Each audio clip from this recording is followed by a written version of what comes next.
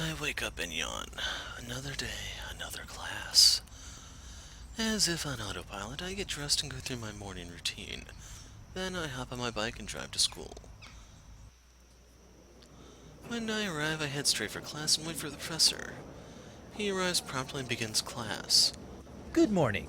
Today we'll be discussing the differences between military grenade weaponry and those used in recreational matches.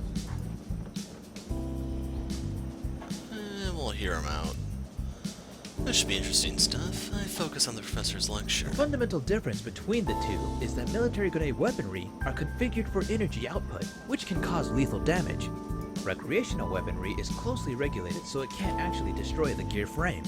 Since the shields on a gear get the brunt of the damage, we consider a depowered gear in recreational matches as destroyed. What if someone brought in an unregulated weapon for a match? Before every match, the equipment of each gear is checked and double-checked to ensure the energy output is within proper parameters. Foreshadowing. What about the qualifier matches? There was a gear that did some energy output override thing. As one, the class looks at me. During that specific qualifier match, the gear's energy core is what surged with additional power, not his weapons. Although, I must admit, I've never seen a core do that before. Hopefully this young man can enlighten us on how he did it. Duct tape and WD-40. No one finds out my secret. Nice try. Our team isn't giving up that information. The class looks disappointed, but the professor grins. Smart move. Don't give away your advantage. Let's get back to the lesson. He returns to his lecture.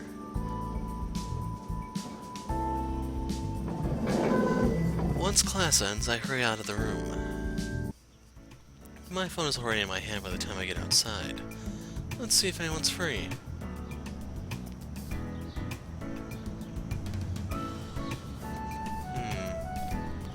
I give Mayu another chance, but let's check out the stalker girl. I decide to relax in the pilot's lounge. After grabbing a drink at the bar, I sit at the tables to watch the game, but a familiar face at a nearby table distracts me. Is that who I think it is? I make my way over and sit across from a petite girl with long blonde hair. Valerie. Her face lights up when she sees me. What are the chances of us running into each other here? I was about to ask you the same thing. It must be fate. How did you get into the pilot's lounge? Only pilots have access. Did fate let you in? She laughs, then points to the bar. No, that guy did. The man she points to is a tall pilot with dark hair. How old is Valerie again? She's only a first year, so she definitely isn't old enough to legally drink. What does this guy think he's doing? I watch as he pays the bartender and carries 2 beers back to our table. As he places one of the beers in front of Valerie, he frowns at me. Who are you? Someone who knows better. What does that mean? He's serving drinks to a minor. Ignoring the fact that she doesn't belong in the pilot's lounge since she's not a pilot, you're breaking both school policy and the law by serving her alcohol. She told me she could drink. It doesn't surprise me that first year would tell you that. The pilot whirls on Valerie. First year? Valerie smiles. Is that a problem? Why did you tell me you can drink? I can. Back in France. I'm not trying to get into trouble. Just forget about this. Valerie shrugs as he walks away. At least I got my drink. Nope. I intercept the beverage before she can drink it. Hey! That's mine! Weren't you paying attention? You're underage. You can't drink. She crosses her arms and pouts. That's not fair. I've been drinking since I was 18. It's silly that because the age is so high here, I can't drink anymore. Now that I think about it, I actually don't know what the legal drinking age is in Japan. That isn't something that comes up too often. It's 21 in the US, so I don't know if it's exactly the same in Japan or not. I get that you're frustrated, but the school is very strict about its policies. If you're caught breaking the law, the consequences would be bad. How bad can it be? Like, expelled bad. They're very careful, especially here in the pilot's lounge where there is a grade that can't drink. Valerie's look softens, then her mischievous grin returns. I understand what you're saying, but I think you scared away my date not for my protection, but because you wanted me all to yourself. Well, I'm pretty irresistible myself. It seems the feeling is mutual. What gives you that idea? Well, you haven't left yet. I think someone enjoys my company very much. Oh, yeah? You're imagining things. She pretends to be disinterested, but she's still here, smiling at me. Well, you confiscated my drink and scared away my date. Guess there isn't anything left to keep me here. She stands to leave, but I stop her. I was planning on watching the match. Would you want to watch it with me? She sits back down, puts her elbows on the table, resting her face in her hands. That depends. Will you get me a drink? A soda, please. What kind of girl do you think I am? I match her smile and stand. Sure. So, that whole thing about her asking what kind of girl she is, that's as loaded of a question as it gets. We spend some time together until I have to leave for class. I'm in the campus gym finishing up my workout. When I return to my locker, there's a missed text from Kaori. Emergency meeting. Meet now in the hangar. Jeez, all caps. I'd better get going.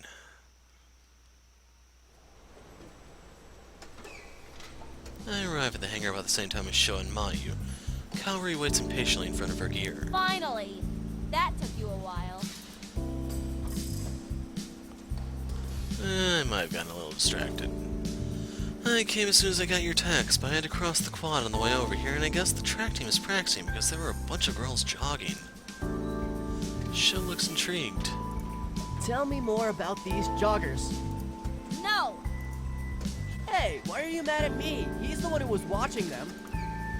Let's not dwell on the past. What's important is that I'm here now, right?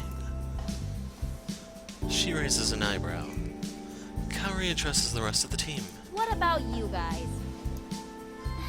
Sorry. We were having lunch, and I guess we lost track of time.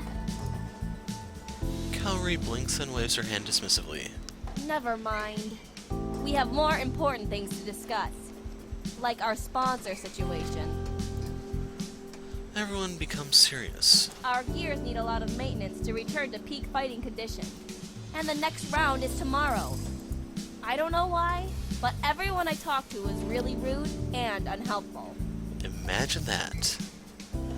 Sho and I share a knowing glance, and Kaori catches us. What? Nothing. She continues to stare. It's just sometimes you can come across a little harsh. And the problem with the word sometimes here is that it's making it sound like there are times when she doesn't come across as harsh. I'm just honest. Sure, but honesty doesn't make people like you. You need to get in touch with your soft, warm, feminine side. Kaori raises an eyebrow. Is that what you do? Ouch. Yes! I mean to the warm thing, not the soft and feminine thing. We stare at him blankly. I'm just going to shut up now. Before you do, did you manage to get a sponsor? He folds his hands behind his head and leans into them. Nope. You forgot to ask around, didn't you? Maybe? He looks sheepish. Kaori rolls her eyes. What about you, Mayu? Can your father sponsor us? Mayu shakes her head. Unfortunately, he's backing the team I was originally supposed to join. When I was invited onto the team, Father was so happy, he promised he'd sponsor them. Even though I never joined them, he can't go back on his promise. Kaori nods, then faces me. You had that interview yesterday, didn't you? Yeah, I went to the interview with Warp Tech. It didn't work out. Why am I not surprised? I'd like to have seen you do better, miss. I couldn't get a sponsor either. Kaori just crosses her arms. Well, what happened? I can show you the full report from the SBA if you want to know the official reason, but basically we weren't high enough rank. I fish my phone out of my pocket. It flashes low battery warnings at me before it dies completely. Where's the report? Hold on, I have to charge my phone. My gaze lands on my gear. I race to it and head into the cockpit. My teammates call after me, but I ignore them. Once I plug my phone into the dock connection, it lights up with a charging symbol. Everyone's wearing confused faces when I climb out of the cockpit. What? Why didn't you just use an outlet? Mayu points to an outlet on the wall.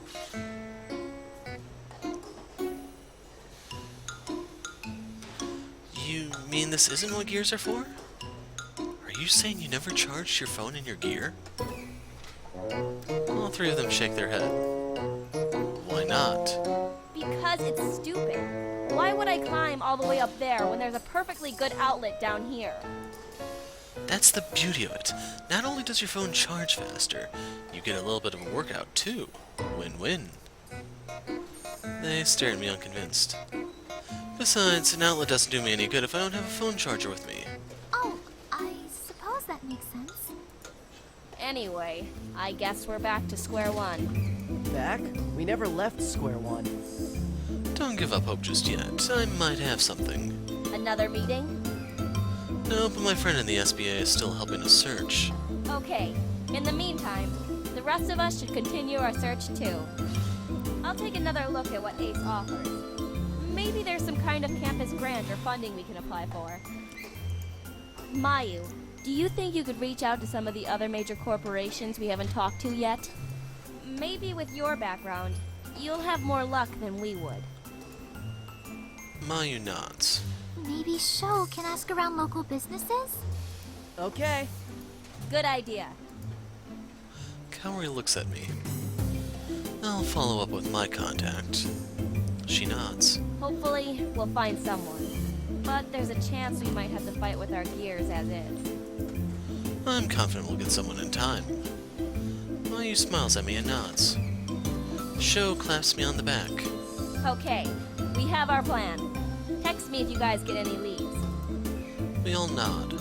I'm off then. I've got some stuff to take care of. I hope you mean reaching out to the businesses, Sho, and not playing the video games. Of course that's what I meant. The arcade industry is a lucrative place to find a sponsor.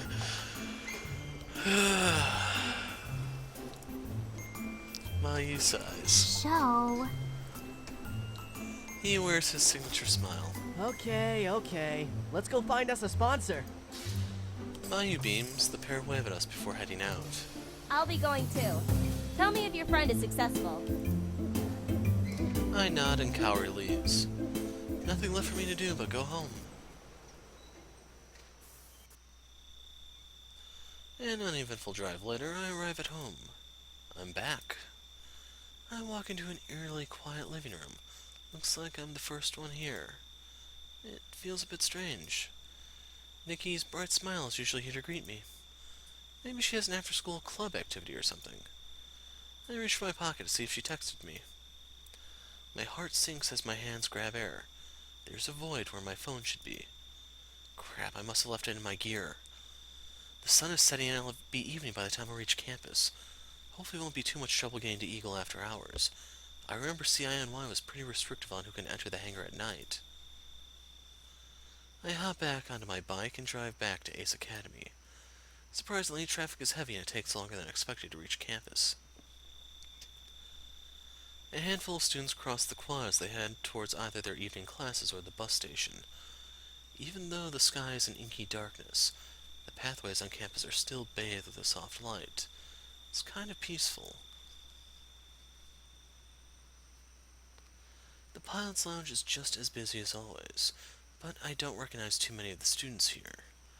Most of them must be upperclassmen, neither third or fourth year. I slip through unnoticed and arrive at the hangar entrance. I'm about to swipe in when the guard stops me. Hold on. What's your business in the hangar? I forgot something. It's not a lie, but it would be too embarrassing to tell him the whole truth. Luckily, the guard doesn't seem to care. He gives me a quick once-over and nods. Alright, go ahead and swipe. Thanks. I bring my student ID in proximity of the sensor. A second later, the success chime sounds as the door slides open. I follow the tunnel to the hangar. The sound of power tools, machinery, and metallic ringing echoes along the walls. Makes sense that most of the repair work happens after hours. It's a lot safer for them to work without the threat of students walking around causing potential disasters. Instinctively, my feet lead me to Eagle. What the? A bluish hue from an active terminal display illuminates my docking station. That doesn't seem right. I'm sure I left everything off when I left. Cautiously, I tiptoe towards my gear. There's a figure crouched in front of Eagle. The person is dressed entirely in black and wearing a hoodie that hides his or her face. Still engrossed in my gear, the stranger hasn't detected my presence yet. Stay quiet and sneak up from behind. Staying in the shadows, I continually creep towards Eagle. As I close the distance between us, I notice how small and petite the person is. Must be a girl. But I can't think of anyone who'd be so interested in my gear. Once I'm only a few steps away, she tenses, as if noticing a presence. Yoink! Before she can react, I grab her shoulder and roughly spin her to face me. Valerie, what are you doing here? She grins. Her gaze flicks to my hand still on her shoulder. I never would have guessed you like it rough. I can be possessive, too. That's how I get when someone's messing with my baby. That came out more as a warning than a joke. Sounds like you're overly attached. She flashes me a playful smirk, but I don't smile back. What were you doing messing around with Eagle? Nothing, I promise. You were obviously doing something with the terminal. That's not nothing. She holds up her hands in defense. I wanted to get a better reading on your core. I'm not altering anything, though. Just studying. Why? To figure out how your core was able to sustain such a high energy output for so long without completely burning out. Given the size of your core and the cooling system, the heat dissipation doesn't seem like it would have sustained longer than a few seconds, yet it lasted almost 10 minutes! Maybe there's a direct coolant injection to the primary source? I also didn't consider the acceleration of airflow given the hidden frame openings. Perhaps a quick calculation using... The more she talks, the faster my anger melts away and is replaced by respect. She is more than meets the eye. Even though she claims she means Eagle no harm, how can I know she's telling the truth? I only met her a few days ago. Still, it seems like she's genuinely curious about how my core works. Here, I'll prove I wasn't changing anything. I watch as Valerie traces a few screens with all the configuration data unmodified. Okay. Huh? I get it, you're curious. But you can't just break into other people's robots and mess with their parts. She looks away. I'm sorry. We're silent, then she looks sideways at me. So, I guess you wouldn't want to know that your primary weapon can actually benefit from an airflow exhaust here and here. What? She points inside my open gear. You see right there? Yes, I think. It'll still require validation testing, though. You should probably get your engineer to check it out. My engineer? Yeah, you know. The person who makes sure all your gears are working properly and helps you with any upgrades or improvements. Don't the sponsors do that? Valerie shakes her head. They help a lot when it comes to major repairs or new items, but an engineer on your team takes care of any general maintenance and the like. Oh.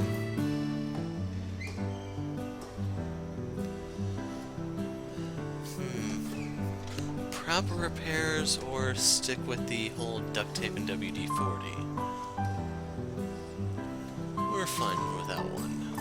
I can fix that myself. You sure? I built this gear. I can repair it too. She shrugs. If that's what you prefer. There's another pause. To avoid the awkwardness, I shut down the open terminal. So we should get going then. Yeah. Neither one of us moves. Don't touch my gear again without my permission. I promise I won't. I wait for her to leave, but she doesn't budge. Okay. Goodbye. Bye. She stands in place and waves. You aren't leaving. Neither are you. Okay, on the count of 3, we'll leave together. She nods. 1, 2, 3. We both stay put. You didn't move. Neither did you. What the hell are you kids still doing here? Security catches us off guard and we simultaneously stammer nonsense. He shakes his head. Your business here is done, and then you have to leave. Valerie glances at me and I glance at her, still waiting for her to move. She doesn't. Suddenly, a strong hand grips my arm. Hey. The guard holds Valerie too. He physically leads us toward the exit. You should get home. It's late.